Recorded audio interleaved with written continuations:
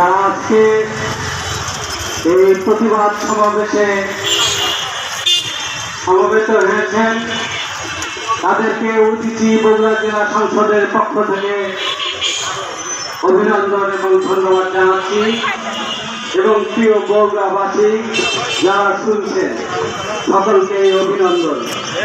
আপনারা জানেন, ইতিমধ্যেই জেনেছেন বিভিন্ন বক্তার মুখে যে আজকের এই সমাবেশটা কি কারণে। আপনারা জানেন আজকে কয়েকদিন ধরে প্রতিনিয়ত কোথাও না কোথাও শিশুদেরকে যারা ক্লাস 2 পড়ে, ক্লাস 1 পড়ে, ক্লাস 3 পড়ে, 7 বছর 8 বছরের শিশু কন্যা এবং মাদ্রাসার যারা পড়ে সেই শিশুরা পর্যন্ত বলাৎকার হচ্ছে। এবং শুধু বলাৎকারী না এবং ধর্ষণই না, ধর্ষণ শেষে সেই শিশুদেরকে হত্যা করে সেই হত্যার দায়ভার যাতে তাদের ঘাড়ে না চাপে তার জন্য বিভিন্ন কৌশল অবলম্বন করে সেই শিশুর লাশ গায়েব করে দেওয়ার প্রচেষ্টা তারা চালায়।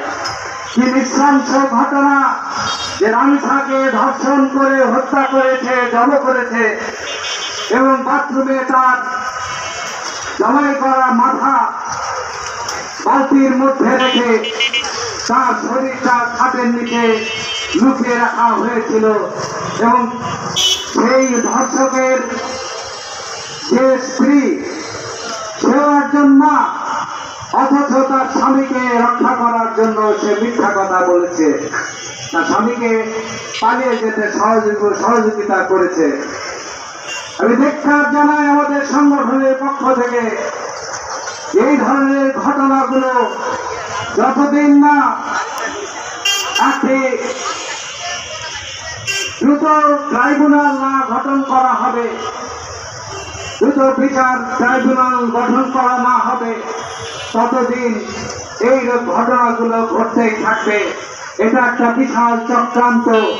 এই চক্রান্ত নস্যাৎ করার জন্য আজকে আমরা সারা দেশব্যাপী আজকে প্রতিবাদ করছি। আপনারা দেখেছেন যে রামিসার বাড়ির এলাকার যে লোকজন তারা সারা বাড়ি ঘিরে রেখেছিল। তাদের দাবি যে আমরা বিচার চাই না, রামিসার যে হত্যাকারী তাকে আমাদের হাতে তুলে দেওয়া হোক।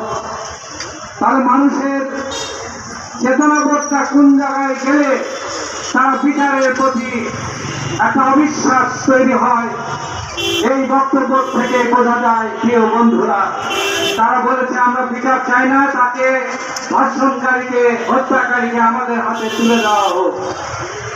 আসলে আইন তো নিজের হাতে তুলে দেওয়া ঠিক না।